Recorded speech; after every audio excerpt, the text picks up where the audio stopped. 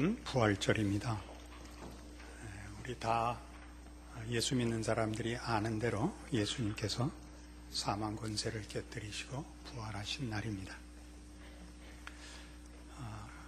그러나 이 예수님의 부활 승리는 우리 모두의 것이라는 데 가장 큰 의미를 가집니다.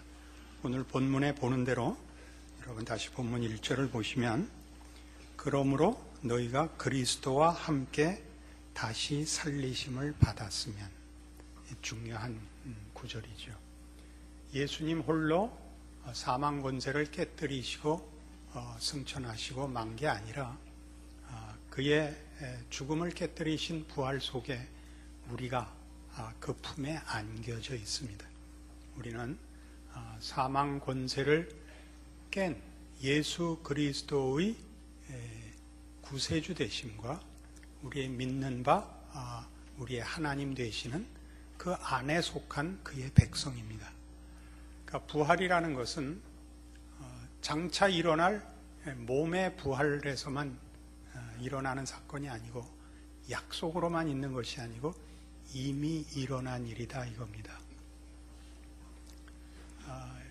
우리 기독교 신자들에게 있어서 부활을 논할 때마다 그것이 마지막에 일어날 몸의 부활과 또 영원한 나라에서 사는 문제와 연결된 구원의 완전한 완성, 환경과 모든 형편이 달라진 문제로서의 부활의 측면만을 생각하시면 안 됩니다.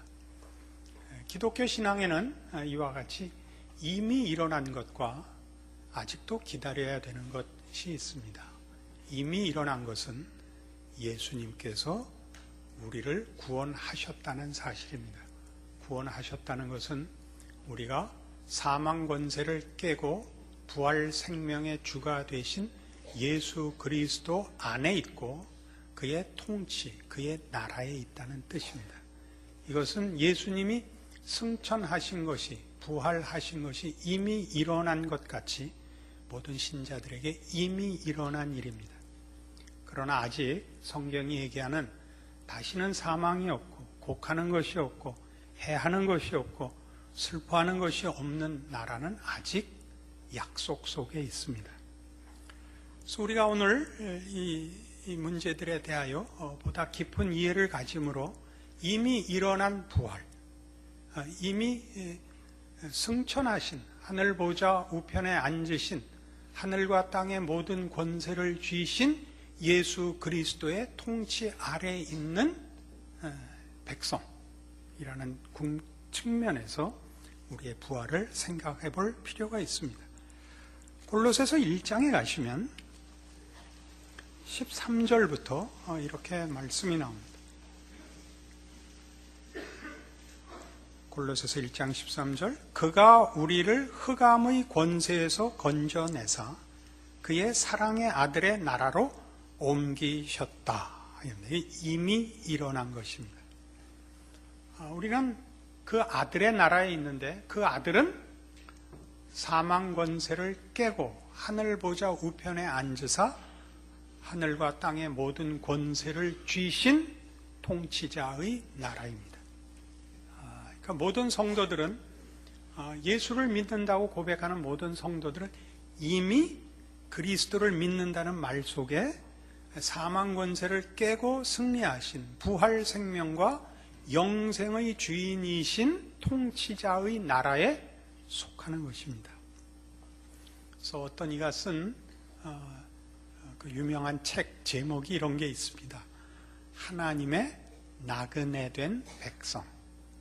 그러니까 하나님의 백성이지만 아직 그 영원한 나라가 현실화되어 있지 않다는 사실 때문에 이 세상에서 나그네로 살지만 하나님의 백성입니다.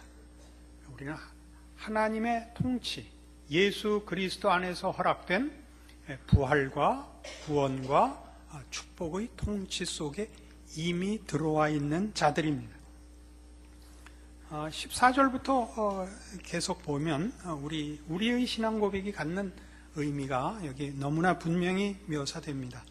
그 아들 안에서, 우리가 속량 곧 죄사함을 얻었도다. 그는 보이지 아니하는 하나님의 형상이시요 모든 피조물보다 먼저 나신 이시니 만물이 그에게서 창조되되 하늘과 땅에서 보이는 것들과 보이지 않는 것들과 혹은 왕권들이나 주권들이나 통치자들이나 권세들이나 만물이 다 그로 말미암고 그를 위하여 창조되었고 또한 그가 만물보다 먼저 계시고 만물이 그 안에 함께 섰느니라. 그는 몸인 교회의 머리시라. 그가 근본이시요 죽은 자들 가운데서 먼저 나신 이시니 이는 친히 만물의 으뜸이 되려 하시며 아버지께서는 모든 충만으로 예수 안에 거하게 하시고 그의 십자가의 피로 화평을 이루사 만물 곧 땅에 있는 것들이나 하늘에 있는 것들이 그로 말미암아 자기와 화목하게 되기를 기뻐하심이라. 예수 안에서 구원받았다. 우리 잘 알고 있죠. 그러나 18절에 뭐라 그러냐면 그는 몸인 교회의 머리이십니다. 예수로 말미암아 구원받은 우리의 머리이십니다. 우리는 그의 몸입니다.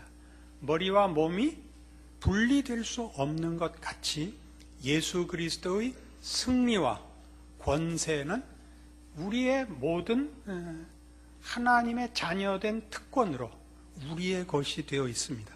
예수 안에서 말이죠. 그리고 19절에 아버지께서는 모든 충만으로 예수 안에 거하게 하십니다. 성경에서 교회라고 얘기할 때는 1차적으로 하나님의 백성인 모든 자들을 가르치는 호칭입니다. 구약시대의 하나님의 백성이라는 호칭이 이스라엘이라는 국가적 호칭으로 명명된 것 같이 신약시대에는 예수를 믿어 하나님의 자녀된 모든 자들을 교회라고 부릅니다. 교회는 예수 그리스도의 몸을 지칭하고 예수 그리스도의 몸이라는 것은 예수 그리스도께서 당신의 승리와 당신이 허락하시는 은혜의 통치와 영생의 통치로 끌어안은 구원하여 당신과 붙들어 맨 모든 하나님의 백성들을 지칭합니다. 그래서 이제 예수 그리스도로 말미암아 하나님께서 그의 나라를 이루시고 완성하실 것입니다. 그래서 이 문제는 이어가는 말씀 속에 이렇게 나옵니다. 21절 전에 악한 행실로 멀리 떠나 마음으로 원수가 되었던 너희를 이제는 그의 육체의 죽음으로 말미암아 화목하게 하사 너희를 거룩하고 흠없고 책망할 것이 없는 자로 그 앞에 세우고자 하셨으니 만일 너희가 믿음에 거하고 터 위에 굳게 서서 너희 들은 바 복음의 소망에서 흔들리지 아니하면 그러하리라. 이 복음은 천하 만민에게 전파된 바요 나 바울은 이 복음의 일꾼이 되었노라. 이게 복음입니다. 예수를 믿으면 구원을 얻는다라는 우리 즐겨 쓰는 표현이 가지는 엄청난 내용들입니다. 우리는 아직 죄악의 본성이 다 없어지지 않은 현실 속에 있고 또 하나님을 모르고 예수를 대적하는 세계 속에 살고 있지만 그러나 우리는 하나님의 통치와 보호 속에 있는 다른 존재들입니다. 예수 그리스도께서 하늘 보좌 우편에 앉으신 것과 같이 우리는 그 보좌에 앉으신 예수 그리스도와 묶여있는 존재들입니다. 이것이 부활이 나타내고자 하는 성경이 우리에게 가르치고자 하는 것이며 우리가 믿는 복음의 가장 중요한 핵심입니다. 로마서 8장에서는 이렇게 얘기하곤 합니다.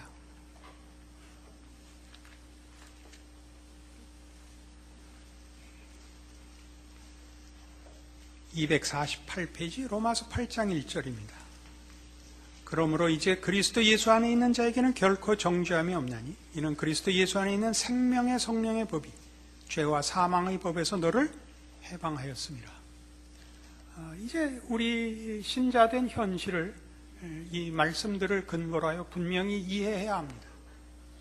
우리는 아직 불완전하고 아직 실패합니다. 아직 연약합니다. 그러나 예수 그리스도께서 사망 권세를 깨고 부활하사 부활 생명으로 우리의 주가 되시며 우리를 다스리시고 보호한다는 건 무슨 뜻인가? 우리 안에 일어나는 어떤 일도 그 결과가 실패나 사망으로 끝날 수 없다는 것을 말합니다. 하나님 없는 세상 나라는 결국 그때 잠깐 현실 속에서는 흥왕하는 것 같고 성공하는 것 같고 이기는 것 같지만 세상은 어쨌든 모든 것이 사망으로 결과됩니다. 건강한 사람도 승리한 사람도 거기는 끝이 사망으로 밖에는 다른 선택 없이 다 그 운명의 자리로 끌려갑니다. 예수 그리스도 안에 있는 자들의 다름은 우리는 우리의 실패와 연약함에도 불구하고 결국 승리로 결과될 것입니다.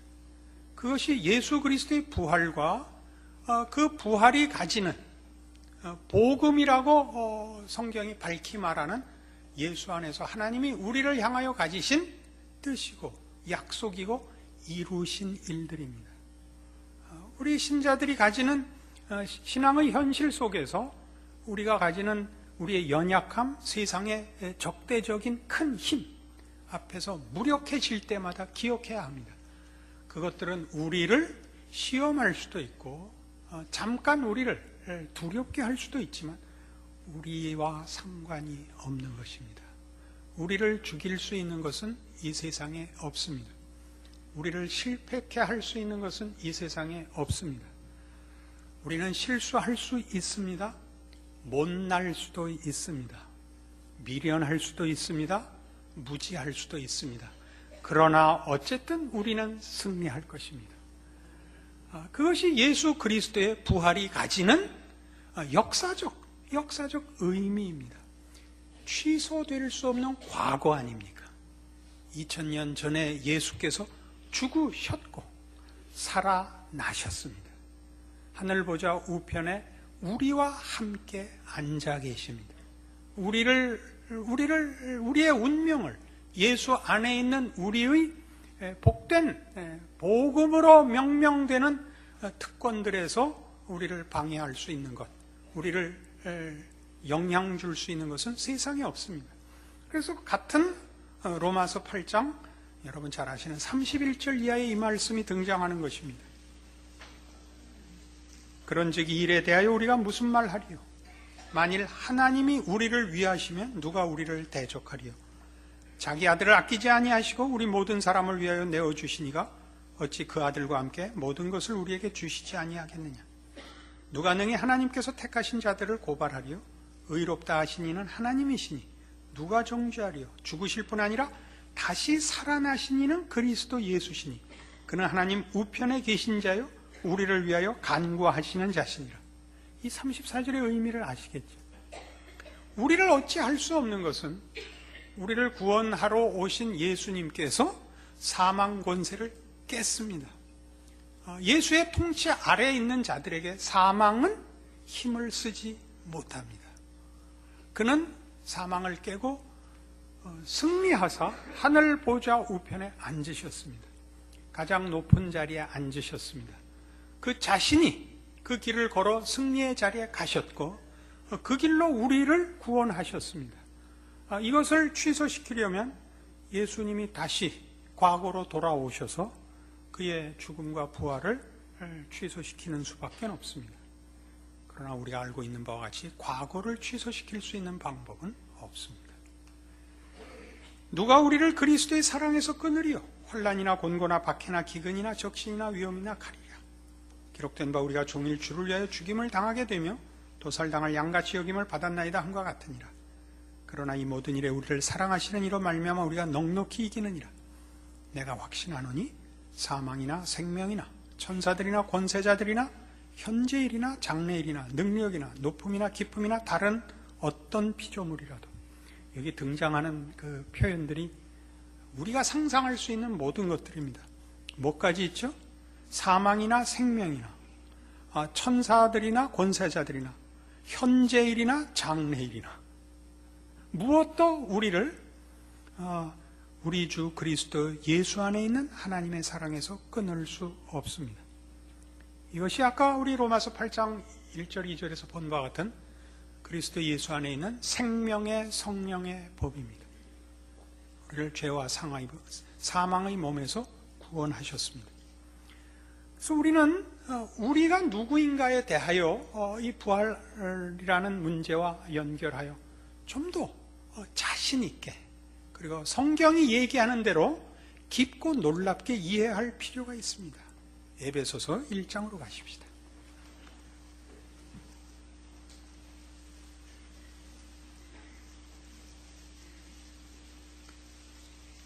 309페이지 에베소서 1장 11절 말씀 봅니다. 모든 일을 그의 뜻의 결정대로 일하시는 이의 계획을 따라 우리가 예정을 입어 그 안에서 기업이 되었으니 이는 우리가 그리스도 안에서 전부터 바라던 그의 영광의 찬송이 되게 하려 하심이라. 구원에 대한 간략한 설명입니다. 그리고 이제 15절 이하의 기도가 나옵니다. 이로 말미암아, 즉 우리가 예수 안에서 하나님의 영광의 찬송이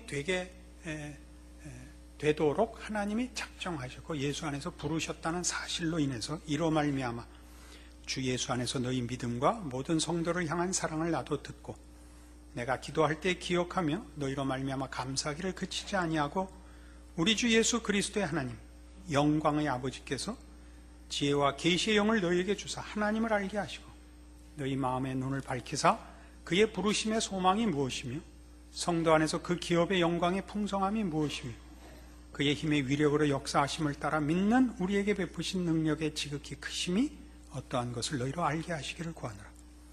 그의 능력이 그리스도 안에서 역사하사 죽은 자들 가운데서 다시 살리시고 하늘에서 자기의 오른편에 앉히사 모든 통치와 권세와 능력과 주권과 이 세상뿐 아니라 오는 세상에 일컫는 모든 이름 위에 뛰어나게 하시고 또 만물을 그의 발 아래 복종하게 하시고 그를 만물 위에 교회의 머리로 삼으셨느니라. 하나님의 자녀가 된다는 것이 무엇인가 하는 얘기입니다. 하나님이 얼마나 큰 능력을 동원하여 너희를 하나님의 백성 삼았는지 알라, 그런 거죠.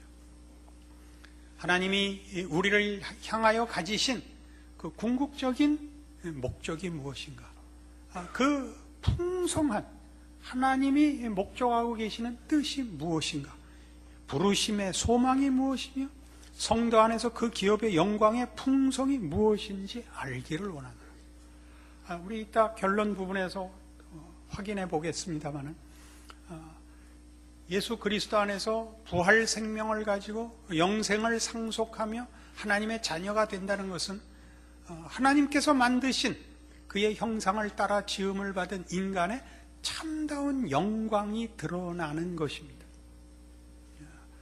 구원이라는 건 다만 죽지 않고 오래 살고 고통이 없고 슬픔이 없는 그런 부정적이고 소극적인 것으로만 이해할 것이 아니라 아주 놀랍게 예수 그리스도의 어떠하심, 그의 찾아오심과 우리를 향하신 무한하신 사랑과 겸손과 온유와 그 하나님의 자녀가 가지는 온전한 인격, 그 인격의 영광 같은 것들을 누리는 것입니다.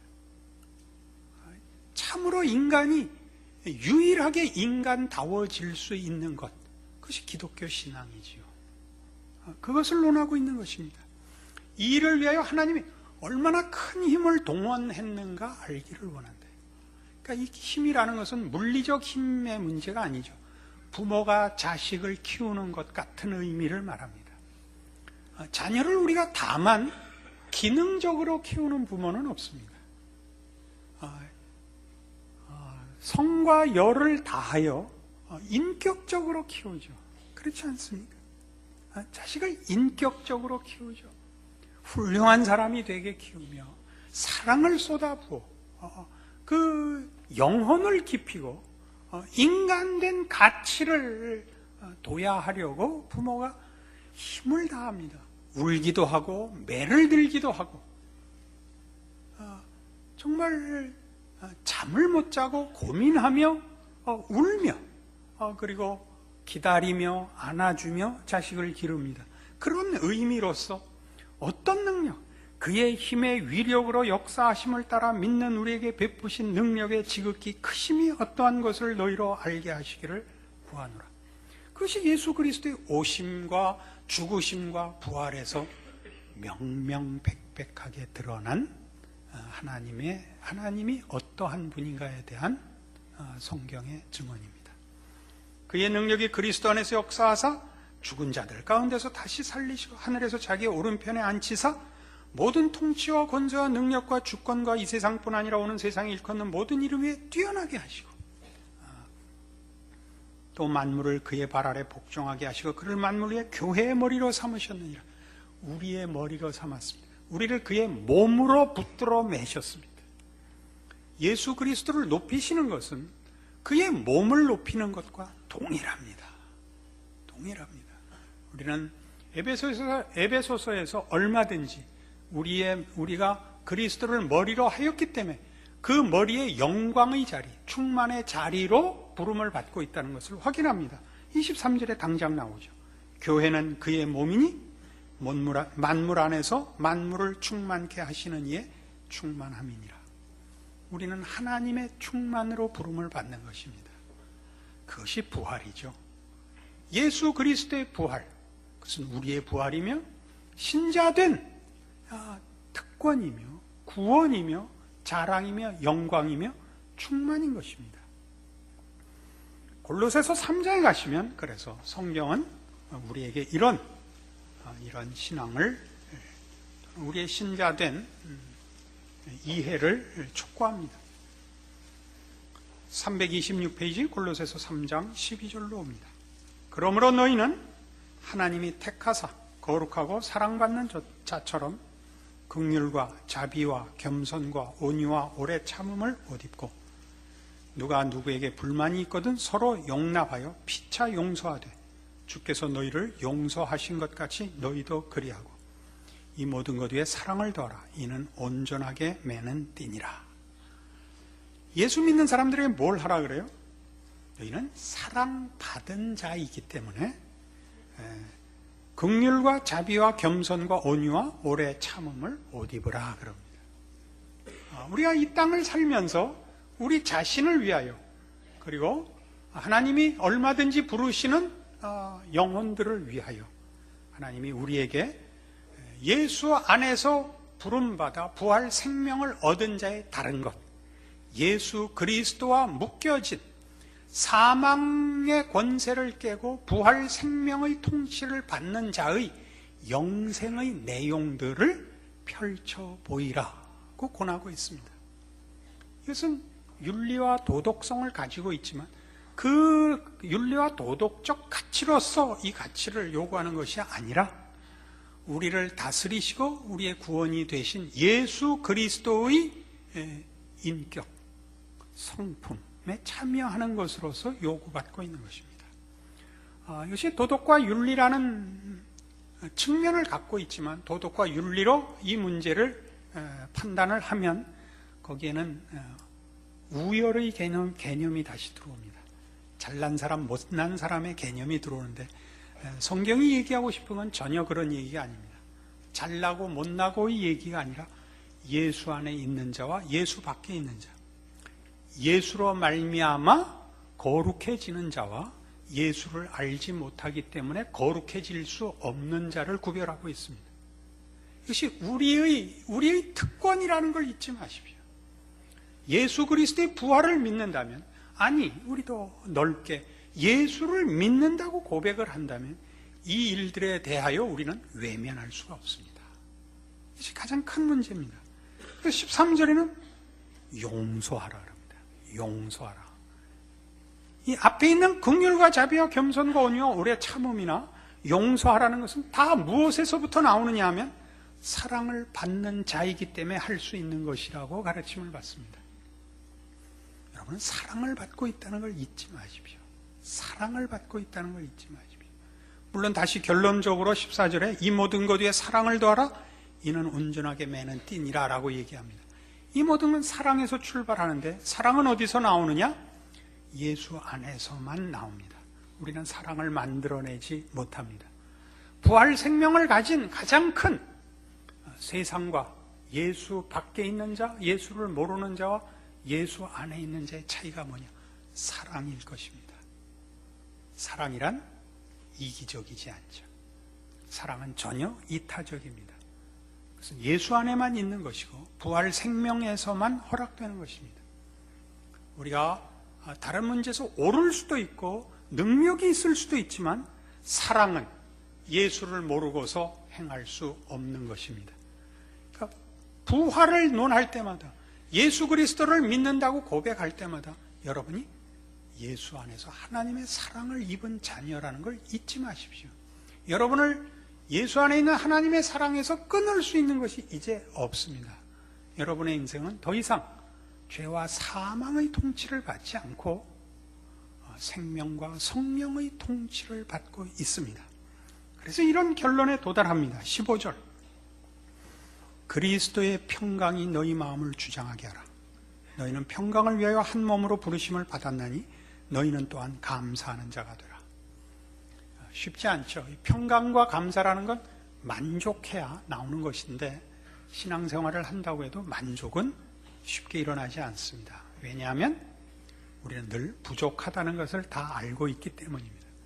그래서 여기 오늘 결론 부분에서 성경이 우리에게 가르치는 것은 여러분이 여러분을 다른 아까 얘기한 윤리나 도덕 혹은 종교적 잣대를 가지고 여러분을 판단해 갖고는 평생 만족할 날이 생기질 않습니다. 성경이 얘기하는 것은 예수 안에 있음으로 만족하라는 것입니다. 그러니까 이 평강과 감사는 가장 편치 않을 때, 가장 큰 죄책감을 느끼고 자책감을 느낄 때마저도 이것은 모든 성도들에게 유효하고 영원한 약속입니다. 잘 안 되는 거 제가 압니다. 저도 많이 겪었거든요. 그러나 신앙은 결국 심리적인 문제가 아니고 느낌의 문제도 아니고 성취의 문제도 아닙니다. 그것은 믿음의 문제입니다. 믿음은 뭐냐 하면 내 요청이나 동의와 상관없이 예수님이 오셨었고 죽으셨었고 살아나셨다는 사실입니다. 거기에다 갖다 묻으십시오. 예수님 부활하셨습니다. 취소할 수 없습니다. 저는 예수를 믿습니다. 그러므로 저는 제가 평강과 감사를 가질 수 있다는 것을 믿습니다. 지금 불안하고 고통스럽지만 이것은 저에 관한 사실입니다. 왜냐하면 저는 왔다 갔다 해도 하나님은 늘 신실하시기 때문입니다. 집에 다 써서 어디 저 냉장고 앞에 써붙이고 그리스도의 평강이 왔다 갔다 하는 너희 마음을 주장하게 하라. 그렇게 써놓으십시오. 밑에다 각주 박영선 해가지고 그리스도의 말씀이 너희 속에 풍성히 거하여 모든 지혜로 피차 가르치며 권면하고 시와 찬송과 신령한 노래를 부르며 감사하는 마음으로 하나님을 찬양하고. 쉽지 않습니다. 저도 압니다. 그러나 알면 알수록 제가 더 나아져서가 아니라 예수 안에서 일어난 하나님의 찾아오심과 행하신 능력과 그의 신실하심과 자비하심을 근거로 하여 점점 더 이 문제가 우리들의 신앙의 가장 중요한 내용이고 내 것일 수밖에 없다는 걸 알게 됩니다. 그리하여 17절 또 무엇을 하든지 말이나 일이나 다 주 예수의 이름으로 하고 그를 힘입어 하나님 아버지께 감사하라. 무엇을 하든지 주 예수의 이름으로 하라. 주 예수는 누군데요? 우리를 위하여 죽으셨고 사망 권세를 깨뜨리셨고 부활 생명을 주셨고 하늘 보좌 우편에 앉으사 하늘과 땅의 모든 권세를 쥐시니 우리 한국교회가 많이 인용할 때 예수님께서 마태복음 28장 18절 이하에 내가 하늘과 땅의 모든 권세를 가졌으니 이제 너희는 가라 할 때만 쓰지 마시고 그런 어떤 미션에만 쓰지 마시고 지금 여기 그 얘기를 하고 있는 겁니다. 우리 모두가 하늘과 땅의 모든 권세를 쥐신 예수 그리스도의 이름으로 살아가도록 되어 있다는 것 기억해야 합니다. 이것이 부활입니다. 예수님의 부활이요 우리가 감사하는 부활 신앙이요 부활절 아침에 확인해야 되는 우리의 모든 믿음의 힘입니다. 여러분 모두가 이 부활 생명으로 여러분의 삶과 인생과 자리를 지켜내시는 큰 신앙의 승리가 있는 말씀이기를 바랍니다. 기도하십시다. 하나님 아버지 은혜를 감사합니다. 우리가 우리의 못난 것을 확인하는 것도 우리 마음에 부활 생명이 자리하고 있기 때문입니다. 우리가 자책하며 죄스러워하며 불안해하는 것도 우리가 주의 은혜를 입은 자이되 변변하게 살지 못하는 자책입니다. 그러나 오늘 다시 한번 확인하는 것은 이 부활 생명은 예수 안에서 허락되어 하늘과 땅의 권세를 주신 예수께서 오늘 우리를 그 몸으로 붙잡고 있기 때문에 유효한 것임을 확인합니다. 이 믿음으로 우리의 삶을, 우리의 인생을 믿음의 승리로, 믿음을 지키고 순종하는 것으로 하나님의 백성답게 사는 자 되게 하여 주시옵소서. 예수님 이름으로 기도합니다.